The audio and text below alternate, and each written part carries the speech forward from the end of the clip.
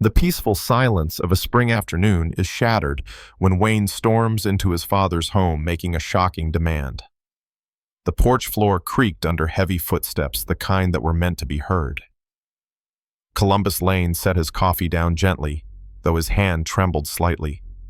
He folded the corner of the newspaper and reached for his reading glasses, but before he could slide them down his nose, the front door burst open. Wayne stood there flushed and furious, as if the door had offended him on the way in.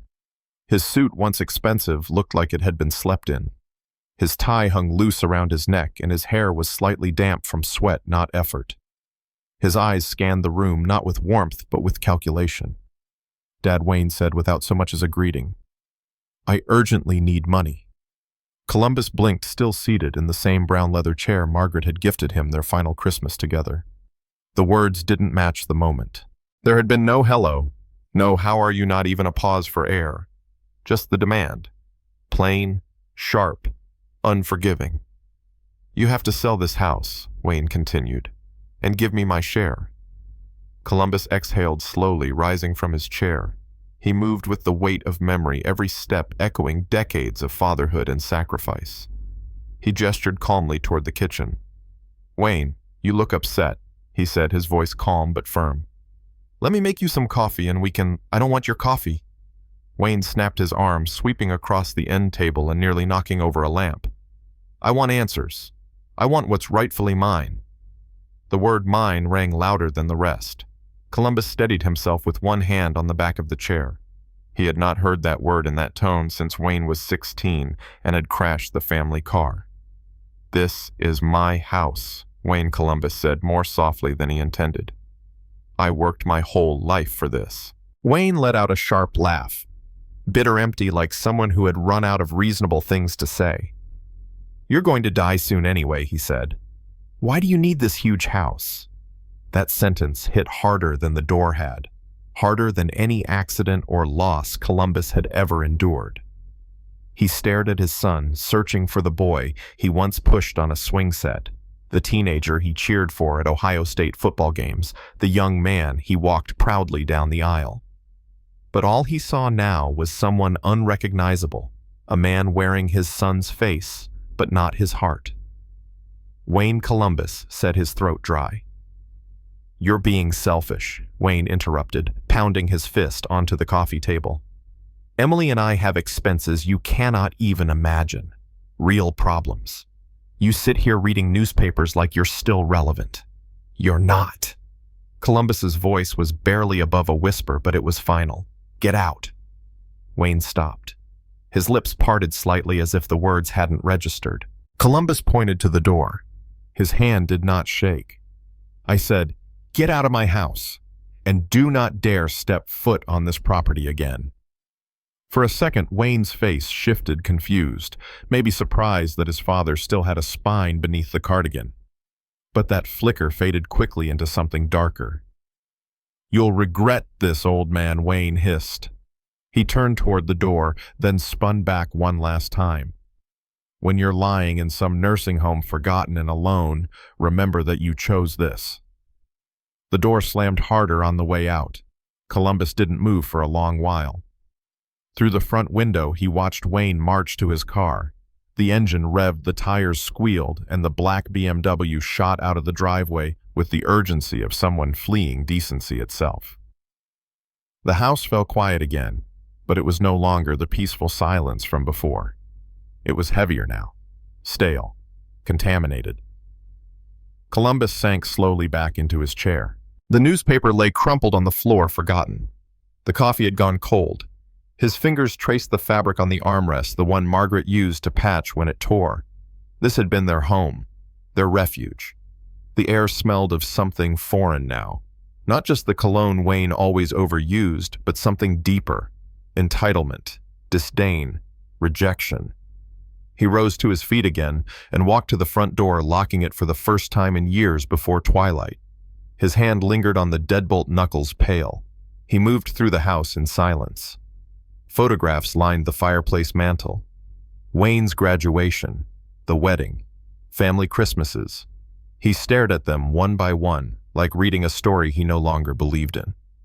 Where did I go wrong, he thought, though no answer came. As the sun dipped behind the rooftops of Maple Street, Columbus finally returned to his chair. He sat down slowly, the weight of the evening pressing into every joint. That was when the phone rang. Columbus did not reach for it right away. His eyes remained fixed on the door, his thoughts still circling the wreckage of the conversation. But the phone kept ringing. He turned his head. Then he reached. Columbus sits in stunned silence, wondering how his own son could turn into a stranger. Then the phone rings. Just as Columbus begins to heal from Wayne's cruelty, a phone call arrives with an unexpected apology. The phone rang for the third time before Columbus picked it up. His hand hovered over the receiver for a long second, unsure whether the boundary he had drawn just hours before was ready to be crossed. But the name on the caller ID, Wayne, stirred something in his chest. Anger. Yes. But underneath that older and more stubborn was something softer. Hope. He lifted the receiver slowly. Hello? There was a pause, then the sound of a breath. Dad, Wayne said, I want to apologize for yesterday. I was wrong. Columbus sat up straighter, pressing the phone closer to his ear. The voice was unfamiliar in tone, gentler, more deliberate. Wayne. What happened? You never apologize. Another pause. When Wayne spoke again, his voice had a faint tremble. I realized I was acting like a selfish person. The things I said about you dying. About the house. I'm ashamed of myself. Columbus looked toward the window. Across the street, Mrs. Patterson was out in her yard, trimming her rose bushes as she had for the past 20 years. Life outside moved with comforting predictability. Inside, something uncertain was stirring. You said terrible things, son, Columbus said. I know, Wayne replied quickly. I've been under a lot of pressure lately, but that's no excuse. You didn't deserve what I said. I want to make it right. Columbus could hear the sincerity, or something like it. He hesitated. Can we talk over dinner? Wayne added. Please. Columbus glanced at the small calendar pinned to the fridge. The date read Tuesday, March 11th. He circled it in red without knowing why. Where the refectory, Wayne said. 7 o'clock, my treat. Columbus closed his eyes. The refectory had been Margaret's favorite restaurant. They had celebrated every anniversary there for the last 10 years of her life. It was where she had smiled through the early days of her illness and where they had shared their final toast. Wayne was pulling on the heartstrings he knew best. But maybe that meant something.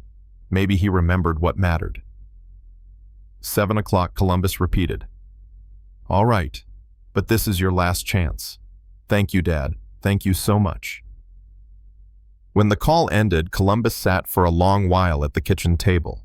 The crossword puzzle lay unfinished beside his cold cup of coffee. Afternoon light spilled across the table in soft, dappled patches through Margaret's lace curtains. He stared at the empty chair across from him, the one she used to sit in. The loneliness pressed in quiet, but full. He stood and walked upstairs. In the bedroom, he opened the closet slowly, sliding his hand past the row of neatly pressed shirts and suits. His fingers settled on the navy one. Margaret had always said it brought out his eyes. He laid it gently on the bed. He selected a white dress shirt, starched and crisp the way he had learned in the army. He placed 2 ties beside the suit, burgundy and blue. The burgundy matched his favorite pocket square. The blue had been Margaret's favorite. He chose the blue. At her dresser, he opened the top drawer and removed a small bottle of cologne. The label was worn, but the scent was instantly familiar. She had given it to him for their 25th anniversary. He applied just a little to his wrists, then glanced at himself in the mirror. His reflection looked older than he remembered. The lines were deeper, the eyes more tired. But something flickered there too, a quiet hope. A desire, perhaps foolish, to believe that Wayne might still be the son he had once been. He was tying his second knot when his phone buzzed in his chest pocket. It was a text from Robert, his attorney. Call me urgently. It's about your son. Columbus stared at the screen. Robert was never dramatic, never rushed, and he certainly never used exclamation points. His fingers moved clumsily over the keys as he returned the call. "Robert Columbus," the lawyer said. "Your son called my office this morning. He asked about your will." Columbus felt his throat tighten. What exactly did he want to know? He wanted to know whether everything goes to him. Then he asked if there was a share for Loretta. Columbus blinked. Robert's voice dropped a tone. Then he asked what would happen if someone claimed you were no longer of sound mind when the will was signed. Columbus gripped the edge of the dresser. "Sound mind," he echoed. Robert continued. "I don't want to alarm you, but the way he asked, I suspect he's planning something." Columbus turned back toward the mirror. The man staring back was no longer the soft-hearted father from before. His jaw was clenched now, his eyes sharper. He nodded once to no one. "I'm going to dinner," he said. "Columbus, please, be careful. I've handled worse than my son Robert. But thank you for warning me." He ended the call and looked back to his tie. Margaret's voice echoed from some distant place in memory. "People make mistakes. What matters is whether they learn from them." He reached for his coat, his wallet already in his pocket. On his way down the stairs, he paused at the photograph of his 35th wedding anniversary. Margaret's gray hair gleamed in the candlelight, her smile serene. Tonight, he would find out what kind of man Wayne had become. He reached for the doorknob. Then he stopped. His fingers hovered. Something whispered in the back of his mind. He turned to look once more at the quiet house, the photos, the silence. Then he opened the door and stepped out into the early evening light. He gets in the car anyway and drives toward the restaurant, determined not to be fooled. The refectory's warm lights and familiar decor welcome Columbus, but something deeper stirs beneath the surface. The refectory stood just as he remembered it, a converted old church with high stained glass windows and carved wood beams that seemed to whisper stories into the candlelight. Columbus parked slowly in the rear lot, letting the engine idle for a moment before turning it off. He sat behind the wheel, watching the silhouettes of diners through the tall windows. Laughter carried faintly through the breeze. It looked peaceful, trusting. He adjusted his tie in the rearview mirror, the blue one Margaret's favorite. It still sat snug and clean beneath the collar of his white shirt. The navy suit fit him well, especially for a man who rarely dressed up these days. He brushed imaginary lint from the lapel, then took a slow breath and opened the door. The March air was cool, tinged with the scent of budding trees and distant traffic. As he approached the front entrance, he felt the smooth weight of his wallet in his coat pocket, the familiar pinch in his knees, and the unshakable pressure just behind his ribs somewhere between anticipation and dread. Wayne and Emily stood just inside the doorway, their faces lighting up like stage actors at curtain rise. Wayne stepped forward quickly, arms open, and wrapped his father in a warm embrace. "Dad," he said, almost breathless, "I'm so glad you came." Emily was next. She leaned in gently, touching Columbus's arm as if he might shatter. "Mr. Lane, you look fantastic tonight." Columbus offered a small nod, his lips barely forming a smile. Wayne gestured toward the hostess.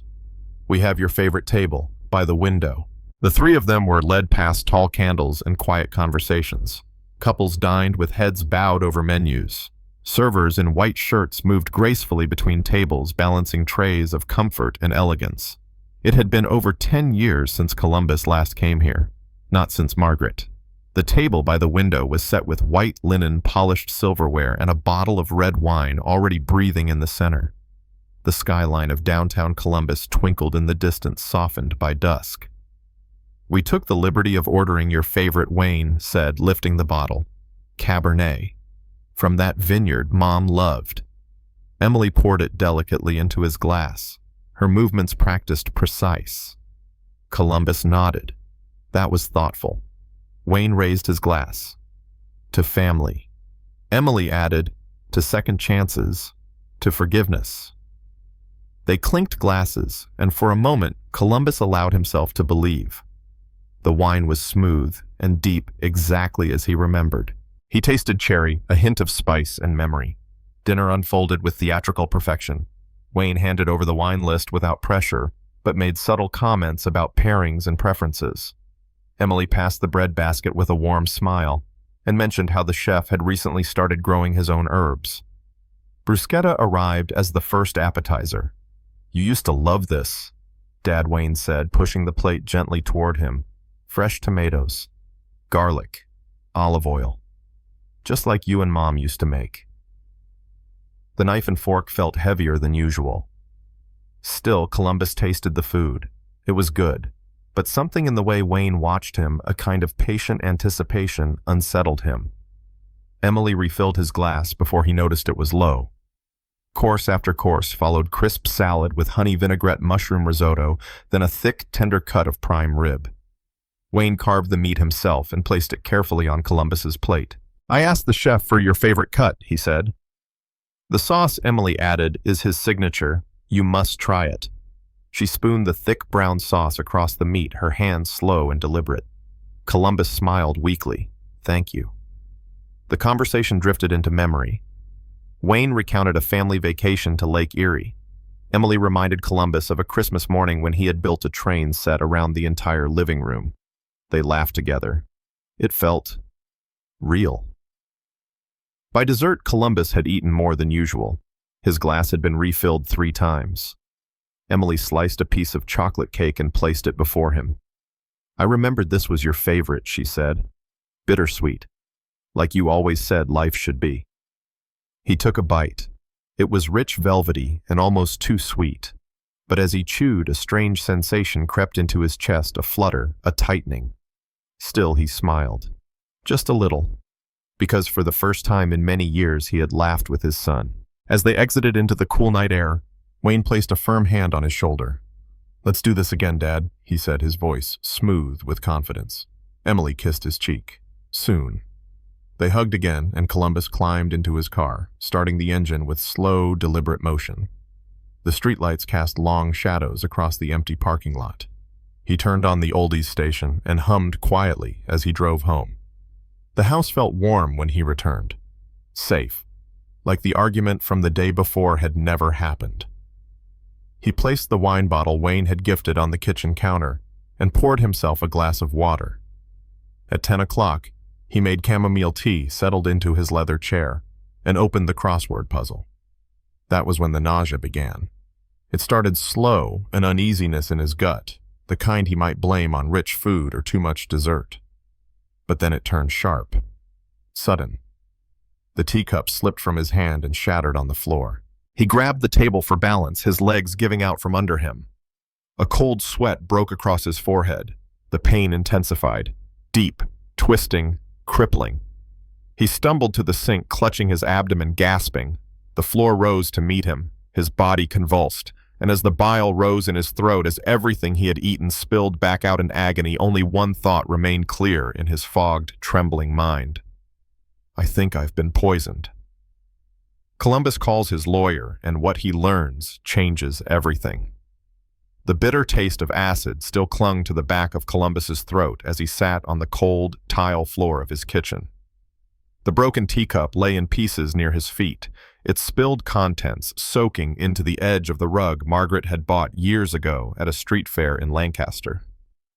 He tried to stand, but his body refused to cooperate. A cramp shot through his side, doubling him over again. The pain had come on so suddenly. Not like the usual aches of old age. This was sharper, deeper, as though something inside him was revolting. The dinner, the wine, Emily's voice in his ear urging him to try the sauce. Wayne's eyes locked on his with that odd intensity.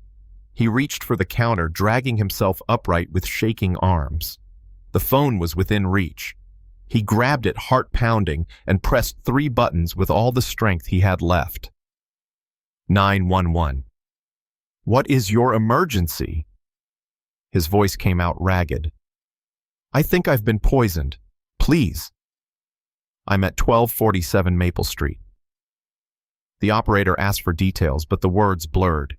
He collapsed against the counter, barely able to hold the phone to his ear. A distant siren answered in the background. Moments later, the flashing lights of an ambulance painted his living room in shades of red and blue. A paramedic with kind eyes and latex gloves knelt beside him, asking questions he couldn't answer. The world narrowed to bright lights and pain. Then darkness. When he opened his eyes again, everything was white. Walls, sheets. The slow, rhythmic beeping of a heart monitor filled the silence. His mouth was dry. A needle taped to his arm led to an IV bag filled with clear fluid. "Mr. Lane." A woman's voice called softly. A doctor stood beside him, tablet in hand. Her hair was streaked with silver, her eyes serious. "You're at Mount Carmel East Hospital. You were brought in with symptoms of acute poisoning." Columbus blinked slowly. "Poisoning?" She nodded, sitting gently in the chair beside his bed. "We ran tests. The substance in your system is called ricin. It's a rare plant-based toxin derived from castor beans. Very dangerous. Very deliberate." The word echoed inside him like a bullet. Deliberate. "Wayne," Columbus forced himself to speak. "Are you sure?" "There is no way this was an accident," the doctor replied. "And you're lucky. If you had gotten here even an hour later, we might not be having this conversation." He looked down at the thin hospital blanket covering his legs, then at his hands, which trembled faintly against the sheets. He had survived war, grief, loneliness. But this was betrayal with a fork and knife. He turned his face away from the doctor and stared out the narrow window beside the bed. Sunlight slanted through the blinds. It looked like a normal spring morning. But inside, something had shifted forever. His son had tried to kill him, and he had almost succeeded. That afternoon, when his strength returned enough to sit up, Columbus reached for his phone and dialed the only person he trusted outside of family. Robert. His lawyer for 15 years. The man who had helped him through Margaret's death and drafted every update to his will. Robert, Columbus said as soon as he heard the familiar voice on the other end. "I need to see you. You're in the hospital." "Are you all right?" "I was poisoned. At dinner. By Wayne." There was a long pause. Then Robert's voice came back, low, steady. "I was afraid of this." "What do you mean?" Columbus. "Wayne called my office 2 days ago. He was asking questions about your will. He wanted to know if all your property would go to him or if Loretta had a share. He asked about contesting the will if you were declared mentally incompetent." Columbus felt the blood drain from his face. "Incompetent? Yes." He asked about the legal threshold, whether a dinner conversation in public could be used as proof. Columbus sat in stunned silence. It was a setup, Robert continued. That whole apology. The dinner. He needed witnesses to say you were confused or irrational. If you appeared to be slipping, he could file for control of your estate. And if that didn't work, he tried to kill me. Robert's voice darkened. Columbus listened carefully. "Do not speak to Wayne again. Do not accept anything from him.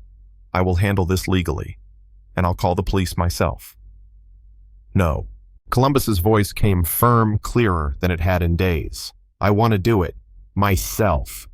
Are you sure you've just been through? I survived Korea. I survived burying Margaret. I will survive this." Robert exhaled. "Then be careful, and gather everything you remember, every detail. Time, place, what you ate, what they said. We'll need all of it." Columbus nodded to no one. "I'll remember everything." And he did.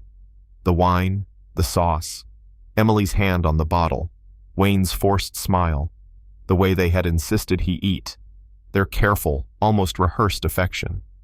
Columbus had walked into that restaurant as a father, hoping to rebuild what was broken. He had left as something else, a man at war with his own blood. That evening, as nurses checked his vitals and dimmed the lights, Columbus lay back against the pillow and stared at the ceiling. No more hope. Only truth. And justice. He had seen who Wayne truly was. And Wayne, the son who thought he was clever enough to stage the perfect crime, was about to learn that his father was not so easily erased.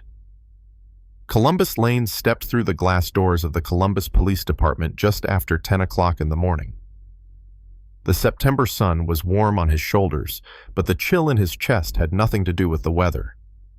In his hand, he carried a manila envelope. Inside were medical records from Mount Carmel East Hospital, including the toxicology report that confirmed the presence of ricin in his bloodstream. Not suspicion. Not paranoia. Proof. He approached the front desk, where a young officer looked up from his screen. "I need to report an attempted murder," Columbus said, voice firm. The officer's expression changed immediately. "Come with me, sir." Within minutes, he was seated in a small interview room. It smelled faintly of disinfectant and the sharp bitterness of stale coffee. Detective Sarah Mitchell entered a woman in her 40s with gray streaks in her hair and the kind of tired eyes that had seen far too many families tear themselves apart. She greeted him with a nod and sat across the table, pen and notebook in hand. "Mr. Lane, tell me everything. Start from the beginning." And so he did. He told her about Wayne's unannounced visit, the cruel words, the demand to sell the house. He spoke of the sudden apology call, the dinner invitation, the familiarity of the restaurant chosen not out of sentiment, but to manipulate him. He described the way Wayne and Emily orchestrated every detail, the anniversary table, Margaret's favorite wine, the prime rib with the heavy sauce Emily insisted he try over and over again. They were kind, Columbus said, his voice tightening. But it was too perfect, too careful, like a play they had rehearsed. Detective Mitchell listened in silence, nodding occasionally but not interrupting. Her pen moved quickly over the notepad. "And then the symptoms started," she asked. "Later that night, violent cramps, vomiting. I called 911 and was rushed to the hospital." He slid the envelope across the table. "That's the report. Ricin poisoning. Almost killed me." Mitchell opened the folder, her brow furrowing as she scanned the documents. This is serious." "They meant to finish me off," Columbus said. "And if they had succeeded, my son would have walked away with everything." "Did he know you updated your will?" "He tried to. He called my lawyer, asked about my estate, how to contest it, asked about competency laws. He was building a case to declare me unfit before trying to kill me." Mitchell leaned back, exhaling slowly. "This isn't just attempted murder. This is premeditated, coordinated between him and his wife." Columbus nodded once. "They saw me as an obstacle, not a father, just a line item in their future." Detective Mitchell stood. "We'll take it from here. Wayne and Emily Lane will be arrested within 24 hours. You've done the hard part." "No," Columbus said, standing slowly. His voice was steady, his posture upright despite the exhaustion that still clung to his bones. "The hard part was realizing I raised a man capable of murder. This is justice." She escorted him to the lobby, shook his hand firmly, and said words that lifted the first real weight from his chest. "We take crimes against elders very seriously, Mr. Lane. You are not alone." Outside, the sun was still shining. Cars passed. Children laughed on the sidewalk. The world looked the same. But for Columbus Lane, everything had changed. He walked home slowly past the corner shop where he had once bought Sunday paper and gum for Margaret. Past the barber shop where he still got his hair trimmed every other Thursday. Past the pharmacy where the clerks knew him by name.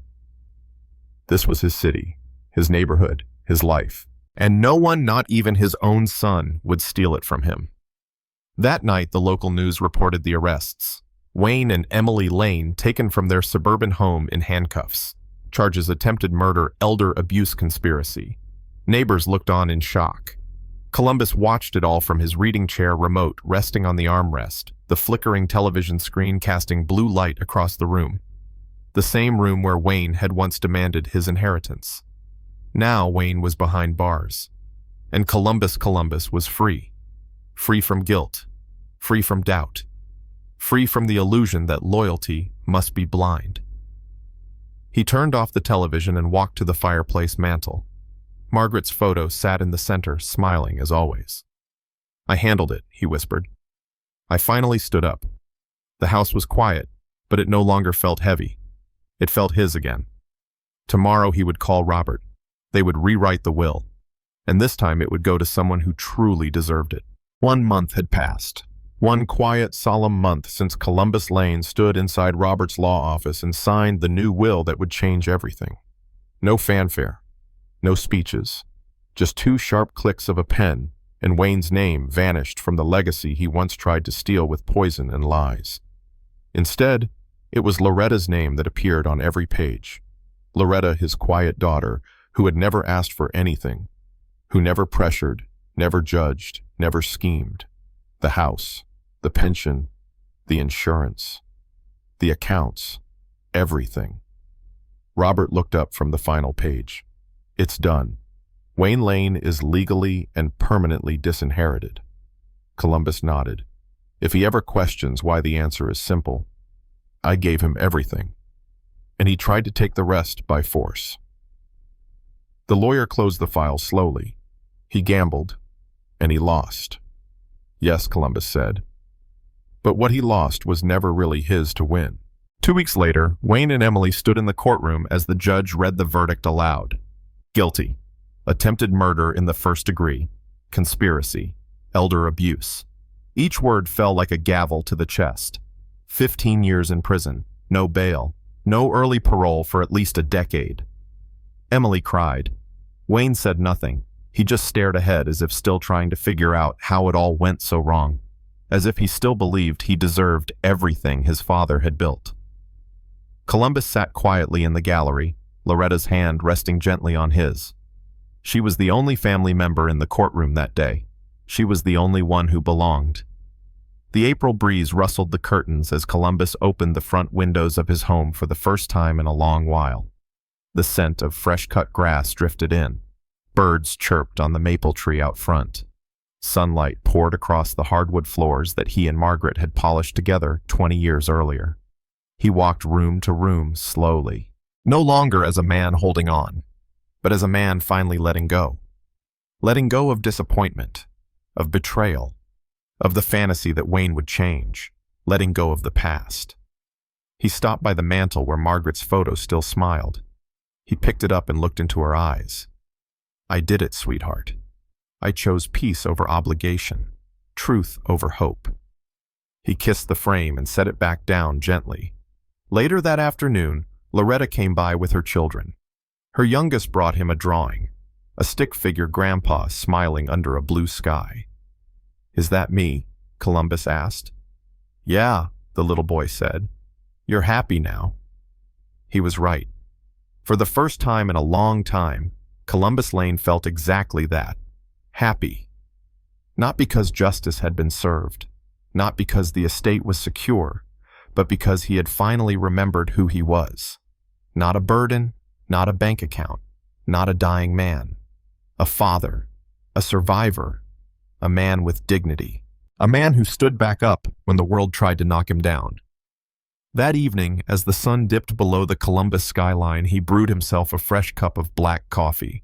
He sat in his reading chair, opened the paper, and turned to the crossword puzzle. As he filled in the first clue, the house was quiet again, but not lonely, just peaceful. And in that peace, there was freedom. Freedom from fear, freedom from guilt, and most of all, freedom from the son who never really wanted to be his son at all. Sometimes the quietest victories come not with applause, but with the soft closing of a door once left open too long. Columbus Lane did not seek revenge. He sought peace. And in the end, he found it not in a courtroom nor in wealth, but in the quiet decision to reclaim his worth, to no longer allow love to be mistaken for weakness. This is not just a story of betrayal and justice. It is the journey of a man who, after a lifetime of sacrifice, was pushed to the edge by those he loved most, only to realize that his strength had never truly left him. Through pain, through silence, through the steady unraveling of trust, he remembered what dignity felt like. And he stood up, not to fight with fists, but to speak the truth, to set boundaries, and to protect what he had spent a lifetime building. The heart of this story is simple, yet deeply human. Never underestimate a quiet soul, because often it is the quiet ones who have endured the most, the ones who listen, the ones who give again and again, and sometimes the ones others mistake for being weak until they finally rise. Hold on to your dignity. Protect the life you have earned. Let compassion be your compass, but never let it be used against you. You are not less because you are older. In many ways, you are more seasoned, more anchored, more aware of what truly matters. As life teaches us again and again, a weathered oak may bend in the storm, but it does not break. It holds quietly strong long after the wind has gone. If you have ever been taken for granted, If someone once called you too soft, too old, or simply looked past you, then let this story remind you, you are not invisible. You are the keeper of history, of hard-won lessons, of resilience quietly earned. Take a moment to reflect on this story, on the power of walking away, on the courage it takes to forgive yourself for holding on too long, and the even greater courage it takes to let go, not in bitterness, but in clarity. If this story found a place in your heart, consider passing it forward. Someone out there may need the reminder that being underestimated is not a curse, but sometimes the beginning of something far stronger. Because in the end, it is not always the loudest voice that changes a family. Sometimes it is the quiet one who finally says, enough.